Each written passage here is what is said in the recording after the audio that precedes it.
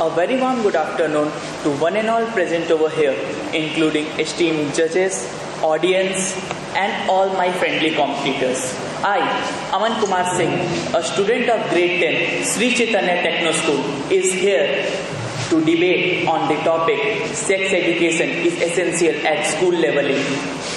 Today, I am going to speak for the motion.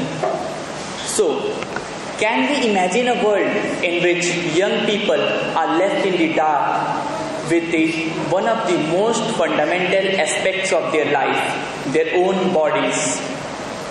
Sex education is not just important, it's future of our further generation. So, now, sex education is important as it promotes awareness and understanding. Sex education helps students to understand better about their bodies, about their relationships, and their good touches and bad touches. The second point I would like to keep is it prevents health issues.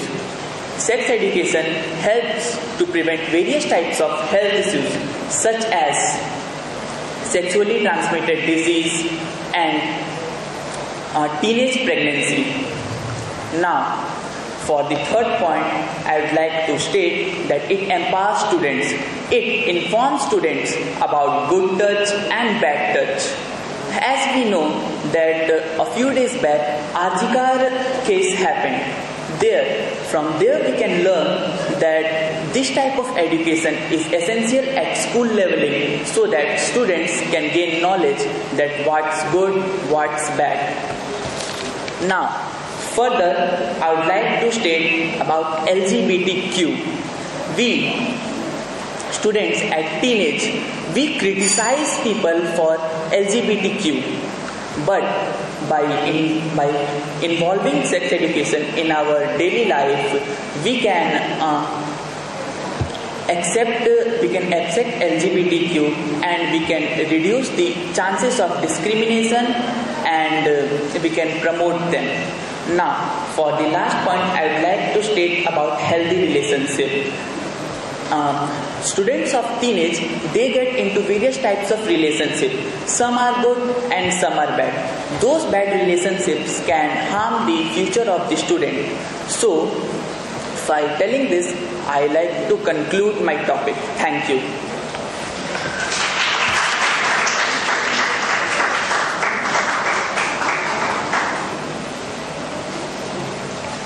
Good afternoon to the judges, respected teachers, and everyone who is present here. I am Ronit Jaiswal from 9B, Sri Chaitanya Techno School, and today's topic is sex education is important in school level, and I am going to speak against the motion. So my first topic will be cultural and religious sensitivity. Sex education may conflict with the cultural and religious values of many people. Parents may prefer to educate them in the way which is essential for their moral values. It also requires adequate training and resources that most of the teachers might not have. So to handle the sensitive nature of sex education, most of the students are not well matured by mentally. Some argue that young students may not be enough mature to understand the need of a detailed information about sex. Potential for misinterception. There is a work that students might misinterpret and misuse the information provided to them. The teacher may not be able to conduct this message in a right manner. Parental rights and responsibilities. Some parents believe that sex education should not be the responsibility of the school.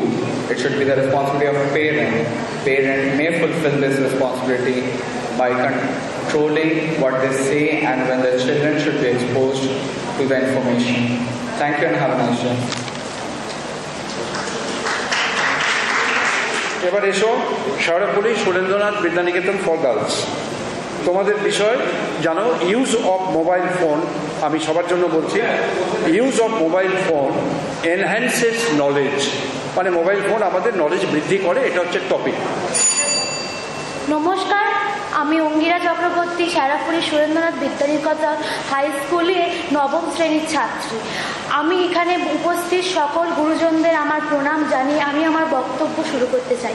আমার বক্তব্যের হচ্ছে mobile phone উন্নতির কারণ, এর পক্ষে আমি বলছি। আধুনিক উন্নতির মূল কারণই হচ্ছে যোগাযোগ ব্যবস্থা। এই মোবাইল ফোনের ব্যবহার এসেছে বলেই কিন্তু আমরা এতটা উন্নত হয়েছি। এই কয়েক বছর মধ্যে আমরা মোবাইল ফোনে এতটাই আবেগপূর্ণ হয়ে পড়েছি যে আমরা ঘুম থেকে ওঠার থেকে শুরু করে রাত্রে ঘুমাতে যাওয়ার পর্যন্ত সবসময় মোবাইল ফোন ব্যবহার করে থাকি। এই তারবিহীন যন্ত্রটি আমরা সর্বত্র জায়গায় নিয়ে যেতে পারি এবং সে সর্বত্র জায়গায় এর ব্যবহার করতে পারি। এর ব্যবহারের বলতে গেলে অপরিসীম। এর ব্যবহারগুলোর মধ্যে অন্যতম ব্যবহারই হচ্ছে যোগাযোগ ব্যবস্থা। আমরা খুব সহজে এটি অন্য জায়গায় নিয়ে যেতে পারি এবং এটি খুবই ব্যাগে বয়ে আমরা এটাকে নিয়ে যেতে পারি, তাই আমাদের অনেক প্রবলেমের হাত থেকে মুক্তি পাওয়া যায়।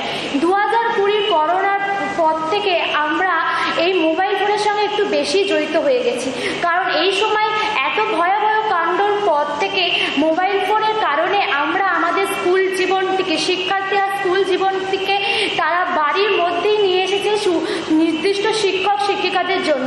আমরা জুম বা মিটার মাধ্যমে এবং অনেক ধরনের ভিডিও কলের মাধ্যমে স্কুলে নানা পড়াশোনা জেনেছি এবং হোয়াটসঅ্যাপের দ্বারা অনেক জায়গা থেকে আমরা অনেক তথ্য পাই। গুগলে আমরা অনেক জিনিসই সার্চের মাধ্যমে অনেক কিছু জ্ঞান লাভ করে থাকি। শুধুমাত্র গুগল কি, অনেক অ্যাপই রয়েছে এই মোবাইল ফোনে। মোবাইল ফোন হচ্ছে পুলিশের তদন্ত করার জন্য একটি অন্যতম হাতিয়ার।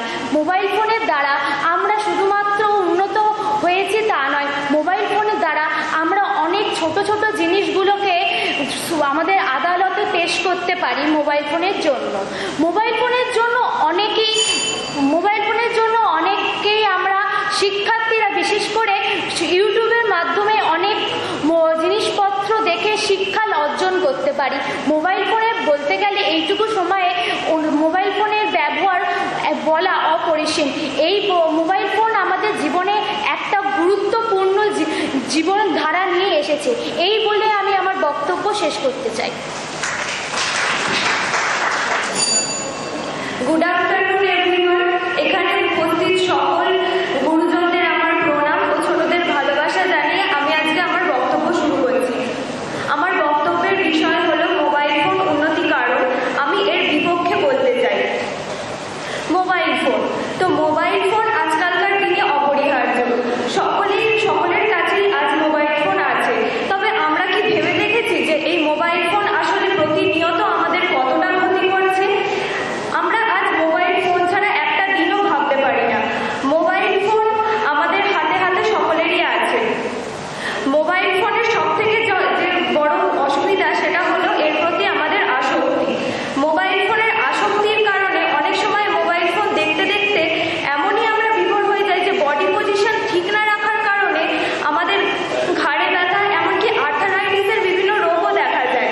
এমনও বাংলাদেশের এক প্রতিবেদনে, এক গবেষণায় দেখা গেছে যে মোবাইল ফোনের জন্য বাংলাদেশের রাজধানী ঢাকার ৭৭% স্টুডেন্ট পর্নোগ্রাফিতে আসক্তি হয়েছে। এর ফলে তারা বিভিন্ন মানসিক রোগের আক্রান্ত হয়েছে এবং তাদের মানসিক রোগে আক্রান্ত হওয়ার পাশাপাশি তারা বিভিন্ন সেক্সুয়াল অ্যাক্টিভিটিও করে ফেলছে। তো এটি একদমই উচিত নয়। আর বর্তমানে তো মোবাইল ফোন বাচ্চাদের হাতেও আছে। মা বাবারা বাচ্চাদের কান্না থামানোর জন্য বা তাদের খাওয়ানোর জন্য মোবাইল ফোন চালিয়ে দিচ্ছেন। তো ছোটবেলা থেকেই তাদের মস্তিষ্কে এটি একটি প্রভাব ফেলছে এবং সেটি পরবর্তীকালে তাদের বিভিন্ন সমস্যা হয়ে দাঁড়াচ্ছে। এছাড়া মোবাইলের থেকে আগত নীলাভ রশ্মির কারণে চোখের সমস্যা তো আছে।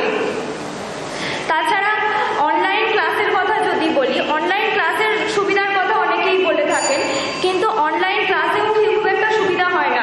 ভারতে এখনো অনেক মানুষ আছে যারা মোবাইল ফোন কিনতে পারেন না বা মোবাইল ফোনে অত টাকা দিয়ে রিচার্জ তারা করাতে পারে না। তাই এক্ষেত্রে যেন অনলাইন ক্লাসের ক্ষেত্রে মনে হয়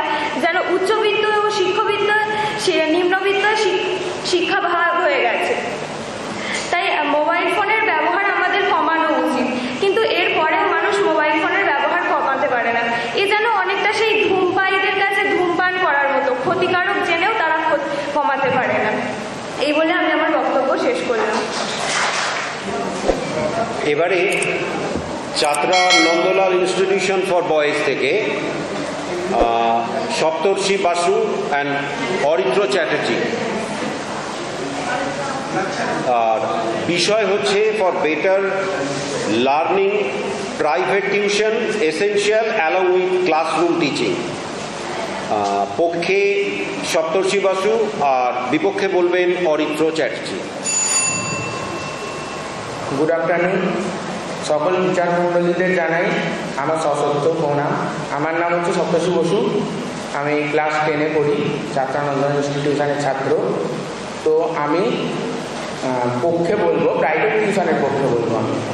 তো আমার প্রথম বলতে চাই যে প্রাইভেট টিউশন আমাদের ক্ষেত্রে অপরিহার্য, কারণ আমরা যে কম্পিটিটিভ এক্সামগুলো দিই, মানে আইআইটি, নিট, এই এক্সামগুলো যে আমরা দিই, কিংবা যদি আমরা সরকারি চাকরির ক্ষেত্রেই বলি, এইসব চাকরির ক্ষেত্রে বা এইসব পড়াশোনার ক্ষেত্রে আমাদের কিন্তু স্কুলের টিচিং বা কোনো কলেজের টিচিং আমাদের এসব সাহায্য করবে না, আমাদের প্রাইভেট টিউটারই এইসব বিষয়ে সাহায্য করবে না। তো এই ক্ষেত্রে তো আমরা বলতে পারি যে প্রাইভেট টিউটার আমাদের অপরিহার্য, না হলে আমরা এইসব চাকরির পরীক্ষা পড়তে মানে চাকরির পরীক্ষায় আর কি উত্তীর্ণ হতে পারবো না। তো আমি যদি সেকেন্ড পয়েন্টে যাই, তো আমার সেকেন্ড পয়েন্টটা হবে হচ্ছে ইকুয়াল ইম্পর্টেন্স। আমি জানি হয়তো যে ইকুয়াল ইম্পর্টেন্স ক্লাসরুম টিচিংয়ে দেওয়া খুবই কঠিন আর কি, কারণ ক্লাসরুম টিচিংয়ে তো মিনিমাম 50-60 জন স্টুডেন্ট থাকবেই। তো সব শিক্ষকের ক্ষেত্রে বা শিক্ষিকার ক্ষেত্রে সম্ভব নয় যে ক্লাসরুম টিচিংয়ে সবাইকে ইকুয়াল ইম্পর্টেন্স দেওয়া। কিন্তু প্রাইভেট টিউশনে হয়তো যেহেতু এতজন ছাত্র ছাত্রী থাকে না, তো সেই কারণে প্রাইভেট টিউশনে ইকুয়াল ইম্পর্টেন্স আর কি স্যার দিতেই পারেন সবাইকে, এবং এটা আমরা দেখে থাকি আর কি যে ইকুয়াল ইম্পর্টেন্স সবাই পাচ্ছে। তো আমি আমার তৃতীয় নম্বর যে পয়েন্টটা সেটা বলতে চাই হচ্ছে যে সব টিচাররা আর কি ক্লাসরুমে এসে পড়ান না। এবারে আমি এখানে বলবো যে এখানে টিচারদেরও দোষ নয়, কারণ আমি আমার একটা এক্সপিরিয়েন্স দিয়ে বলতে পারি যে আমাদের হয়তো 7 নম্বর পিরিয়ডে একটা স্যারের ক্লাস ছিল, আমার এখনো মনে আছে। তো স্যার এসে বলেছেন যে আমার আর ক্লাস করাতে ভালো লাগছে না, কারণ চন্দননগর বা ওই সাইড থেকে যেসব টিচাররা আসেন তারা আর কি ঠিকভাবে আসতে পারেননি ট্রেনের সমস্যার জন্য, তো তাদের ক্লাসগুলো স্যারেদের করতে হয়েছে। তো স্যার পড়াতে পারেননি, এটা কিন্তু স্যারের দোষ নয়, আবার আমাদেরও দোষ নয়, কিন্তু ক্ষতি আমাদেরই হচ্ছে। তো এর জন্য এই জায়গাটা মেকআপ দেওয়ার জন্য প্রাইভেট টিউশনদের আমাদের জরুরি, প্রাইভেট টিউটার আমাদের জরুরি। তো আমি এই বলে বক্তব্যটা শেষ করবো যে ক্লাসরুম টিচিংয়ের পাশাপাশি প্রাইভেট টিউটারটাও জরুরি, কিন্তু সেলফ স্টাডিটাও জরুরি। মেন হচ্ছে সেলফ স্টাডি। আমি এখানে আরেকটা কথাও বলতে চাই যে সেলফ স্টাডিটা ইম্পর্টেন্ট, ক্লাসরুম টিচিং হোক কিংবা প্রাইভেট টিচিং হোক, সেলফ স্টাডিটা কিন্তু বেশি ইম্পর্টেন্ট। তো আমি এই নিয়ে বক্তব্যটা শেষ করতে চাই। নমস্কার।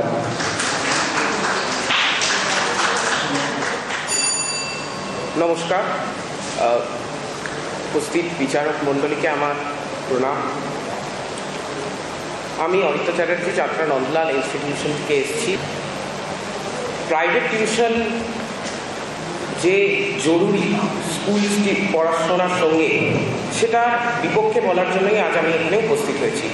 প্রথমেই বলতে চাই, বিদ্যালয়ের এই যে প্রাচীন বিদ্যালয়ের মাধ্যমে পাঠ্যক্রমিক শিক্ষা, এটা বহুকাল ধরেই চলে আসছে।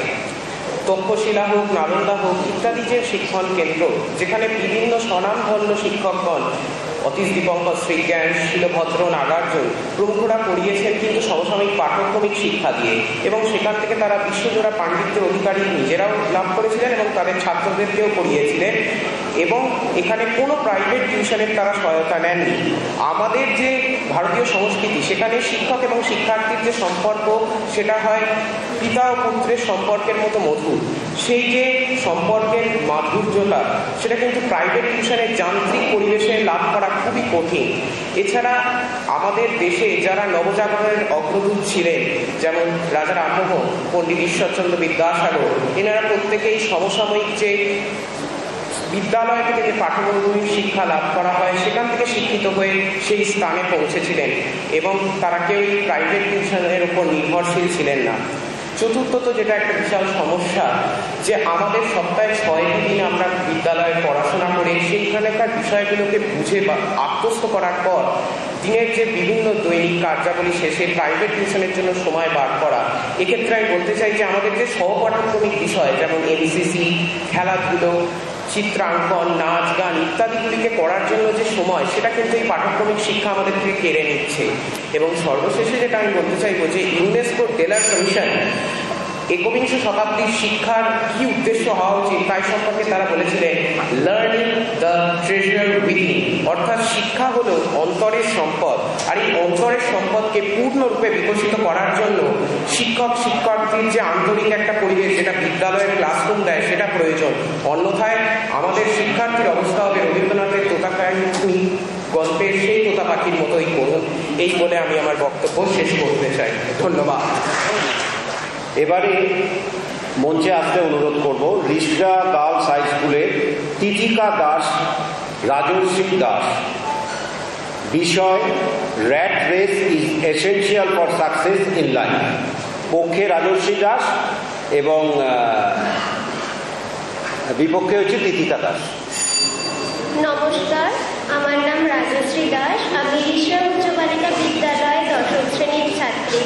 এখানে উপস্থিত সমস্ত বিচার মণ্ডলীকে আমি আমার প্রণাম জানিয়ে আমার বক্তব্য আপনাদের কাছে পেশ করছি। সাফল্যের পেছনে এই উদ্যোগ, এটা হচ্ছে আমাদের জীবনের সাফল্যের সাথে জড়িত। সাফল্য মানে জীবনে নানা রকম ভাবে সুযোগ সুবিধা আমাদেরকে আমাদের কাছে এসে আমাদেরকে সাহায্য করে নানা রকম ভাবে। সাফল্যের পেছনে যদি আমরা আমাদের দৌড়কে কাজে লাগাতে না পারি তাহলে আমাদের ভবিষ্যৎ প্রজন্মেরও অনেকটা ক্ষতি হয়। তো তাদের কথা ভেবে আমাদেরকে সাফল্যের পেছনে আমাদের এগিয়ে যেতে হবে। যেমন নিজেদের কথা ভেবে এগিয়ে যেতে হবে, তেমনই আমাদের এগিয়ে যেতে হবে আমাদের দেশের কথা ভেবে। আমরা যদি আমাদের সাফল্যের দিকে এগিয়ে না যাই, নানা রকমভাবে সাফল্য যদি আমরা না প্রদান করতে পারি বা গ্রহণ করতে পারি, তাহলে আমরা আমাদের দেশের প্রতি কিছুই করতে পারবো না। দেশে আমরা যদি এখানে সাফল্য অর্জন করে থাকি তাহলে আমরা সেই দেশের মধ্যে আমরা সেই সাফল্যটাকে কাজে লাগাতে পারবো। তো সাফল্য এরকমভাবে নানা রকমভাবে আমাদেরকে সাহায্য করে। সাফল্য করতে গেলে আমাদের যেমন ইঁদুর একখানা খাবারের জন্য সারাটা জীবন দৌড়ে যায়, তেমনই আমাদেরকেও সাফল্যের জন্য নানা রকমভাবে সারাটা জীবন দৌড়ে যেতে হবে।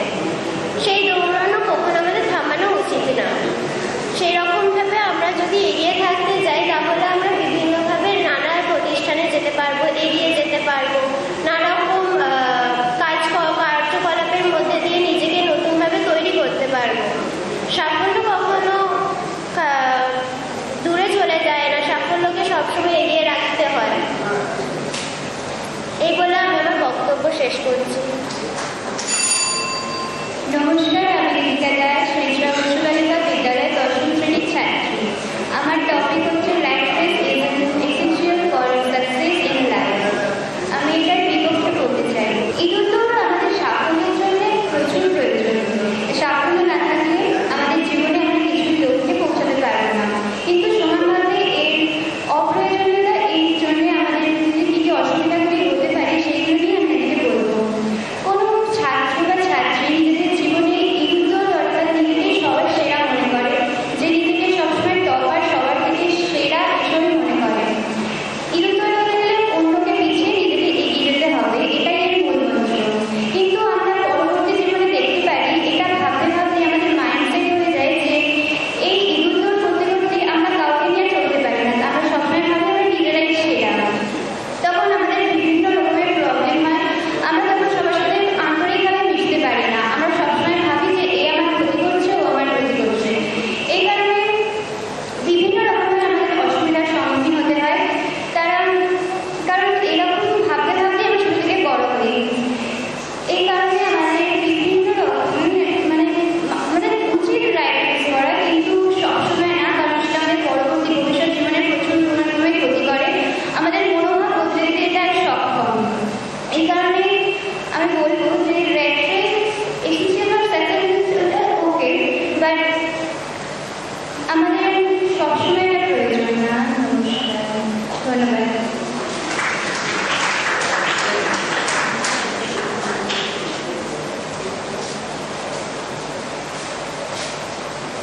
এবারে আসতে অনুরোধ করব মহেশ শ্রীরামকৃষ্ণ আশ্রম বিদ্যালয়ে শঙ্খদীপ দে এবং দত্তাত্রেয় গুছাই। তোমাদেরও বিষয় rat race is essential for success in life. পক্ষে বলবে দত্তাত্রেয় গুছাই এবং বিপক্ষে বলবে শঙ্খদীপ দে। নমস্কার, উপস্থিত সকল শ্রোতা এবং দর্শকবৃন্দকে আমি আমার প্রণাম জানাই। আমি দত্তাত্রেয় গুছাই। আমি ইঁদুর দৌড়ের পক্ষে যে সফলতার জন্য এগিয়ে যাওয়ার জন্য গুরুত্বপূর্ণ তার পক্ষে আমি মতামত রাখতে চলেছি। আমরা সচরাচর ছোটবেলা থেকে দেখে শুনে আসছি যে ইঁদুর দৌড় ক্লাসের পরীক্ষায় সব থেকে বেশি নাম্বার পেয়ে 10 জনকে টপকে যাওয়া কিংবা উচ্চশিক্ষার ক্ষেত্রে বেশি নম্বর পেয়ে প্রতিদ্বন্দ্বীদের হারানো, এই ক্ষেত্রেই কিন্তু ইঁদুর দৌড় সীমাবদ্ধ আমরা মনে করি। কিন্তু আমরা যদি দেখি আমাদের চারপাশে ছোট ছোট পেশাগুলোর ক্ষেত্রে, এমনকি গ্রাসাচ্ছাদনের ক্ষেত্রেও কিন্তু ইঁদুর দৌড়ের গুরুত্ব অপরিসীম। আপনি খেয়াল করে দেখবেন যে আপনার পাড়ায় যদি 4টে সেলুন থাকে, তার মধ্যে দেখবেন যে কোনো রবিবার একটা সেলুনেই পার্টিকুলারলি বেশি ভিড় হচ্ছে। সে তো দক্ষতায় বা যে কোনো দিক থেকে হোক অন্যান্যদের থেকে ছাপিয়ে গেছে বলেই তার দোকানে বেশি ভিড় হচ্ছে। এক্ষেত্রে সে অন্যান্যদের থেকে ইঁদুর দৌড়ে জিতে যাচ্ছে। তেমনভাবে আমরা প্রত্যেকটা ক্ষেত্রেই দেখবো যে ইঁদুর দৌড়ের গুরুত্ব আছে যথেষ্ট। আমাদের 140 কোটির দেশ, এই 140 কোটির দেশে এমন কোনো সর্বভারতীয় পরীক্ষা নেই, এমন কোনো ইউনিভার্সিটিতে পরীক্ষা হবে না যেখানে সিট সংখ্যাটা পরীক্ষার্থীর সংখ্যা থেকে কম। কাজে সিট সংখ্যা যখন সীমিত, পরীক্ষার্থীর সংখ্যা যখন দিন দিন বৃদ্ধি পাচ্ছে, কাজে তাদের মধ্যে ইঁদুর দৌড় হওয়াটা অত্যন্ত স্বাভাবিক একটা ব্যাপার। আর আমাদের আমরা যে ইঁদুর দৌড় করতে গিয়ে আমরা ক্রমাগত নিজেদেরকে দক্ষ করি, নিজেদেরকে আপগ্রেড করি। এই আপগ্রেডটা আমাদেরকে যেমন কাঙ্ক্ষিত লক্ষ্যে পৌঁছে দেয়, তেমন একটা সমাজকেও এগিয়ে নিয়ে যেতে সাহায্য করে। এই আপগ্রেডেশনটা, এই প্রতিদ্বন্দ্বিতাতে যদি না থাকতো তাহলে তো আমাদের সমাজ স্থবির হয়ে যেত। এই অতীতকাল থেকে যদি দেখি, শিল্প বিপ্লব হোক কিংবা কোল্ড ওয়ার হোক, আমেরিকার রাশিয়ার মধ্যে যেটা হয়েছিল, এক্ষেত্রে কিন্তু ইঁদুর দৌড় ছিল অত্যন্ত গুরুত্বপূর্ণ। এটাও কিন্তু একরকমের ইঁদুর দৌড়। আর এই কোল্ড ওয়ারের জন্যই কিন্তু আজ আমরা মহাকাশে পাড়ি দিতে পেরেছি। আজ বিজ্ঞানের যথেষ্ট অগ্রগতি হয়েছে। আর বিজ্ঞানটাও এটা আমাদের অনেকদিন আগেই বলে দিয়েছে যে ইঁদুর দৌড় আমাদের বেঁচে থাকার জন্য অত্যন্ত জরুরি। ডারউইন তার থিওরি অফ ইভলিউশনে বলেছেন অস্তিত্বের জন্য সংগ্রামের কথা, অন্তঃপ্রজাতি সংগ্রামের কথা। এটাও তো একরকম ভাবে ইঁদুর দৌড়। আমাদের যখন রিসোর্স সীমিত, তখন আমাদেরকে ইঁদুর দৌড়ে নামতেই হবে। আমরা যদি বলি আমরা ইঁদুর দৌড়ে নামবো না, আমরা পিছিয়ে পড়বো, আমরা অস্তিত্বের জন্য সংগ্রামের থেকে পিছিয়ে পড়বো। তবে এক্ষেত্রে আমাদের মনে রাখা উচিত যে আমরা মানুষ, আমাদের শিরদাঁড়া আছে, আমাদের মান এবং হুঁশ আছে। সেই কারণে আমাদের একজন মানুষের মতো এই প্রতিযোগিতায় নামা উচিত। কোনো রকম নেতিবাচক পদ্ধতি ব্যবহার করে আমাদের কম্পিটিটরকে সরানো এটা কোনো কাজের কথা না। এই বলে আমি আমার বক্তব্য এখানে শেষ করছি। নমস্কার, উপস্থিত সকল শিক্ষক শিক্ষিকাবৃন্দ এবং বিচারক মণ্ডলীকে আমার সশ্রদ্ধ প্রণাম জানাই এবং আমার সমবয়সী এবং ছোটদের ভালোবাসা জানাই।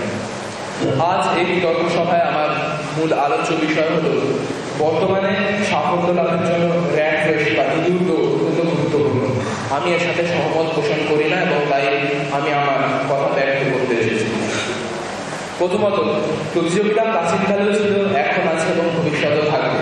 কিন্তু এই প্রতিযোগিতা যদি দ্বন্দ্বমূলক হয় এবং মনে হয় যে আমি অন্যকে ছাপিয়ে যেতে চাইব, এবং তাহলে এই প্রতিযোগিতাটা দ্বন্দ্বমূলক হয়ে ওঠে এবং যে সহযোগিতা সেই ভাবটা থাকে না। তাই আমি মনে করি যে প্রতিযোগিতা হওয়া অবশ্যই দরকার, কিন্তু সেটা হওয়া দরকার সহযোগিতার সাথে, অর্থাৎ হওয়া উচিত কম্পিটিশন উইথ কোঅপারেশন। আমরা যদি প্রাচীনকালে মহাভারতের দিকে তাকাই তাহলে দেখতে পাবো যে মহারথী কর্ণ এবং মহাবীর অর্জুনের মধ্যে যে দ্বন্দ্ব, তাও এক প্রকার ইঁদুর দৌড়ি ছিল। এবং তাতে আমরা সকলেই দেখেছি যে মহারথী কর্ণের জীবনে শেষ পরিণতি খুব একটা শুভকর হয়নি।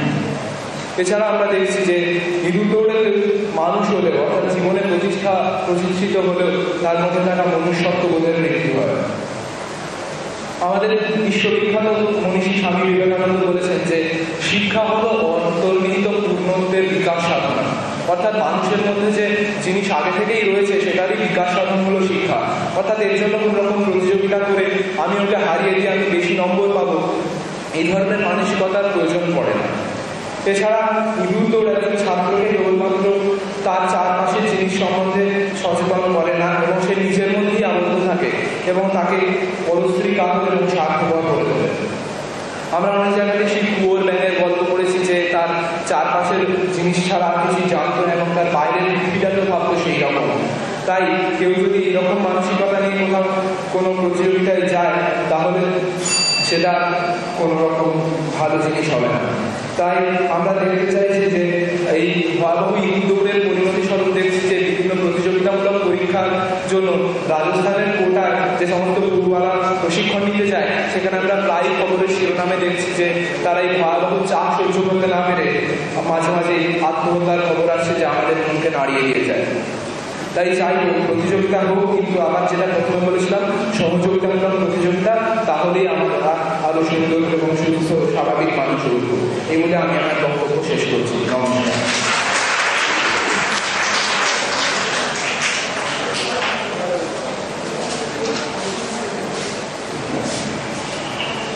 এবারে শ্রীরামপুর মিশন গার্লস হাই স্কুলে দেবলীনা দে এবং দেবশ্রী সরকার, তোমাদের বিষয় for better learning private tuition essential along with a classroom teaching. পক্ষে বলবে দেবলীনা দে আর বিপক্ষে বলবে দেবশ্রী সরকার। নমস্কার। মাননীয় সভাপতি মহাশয়,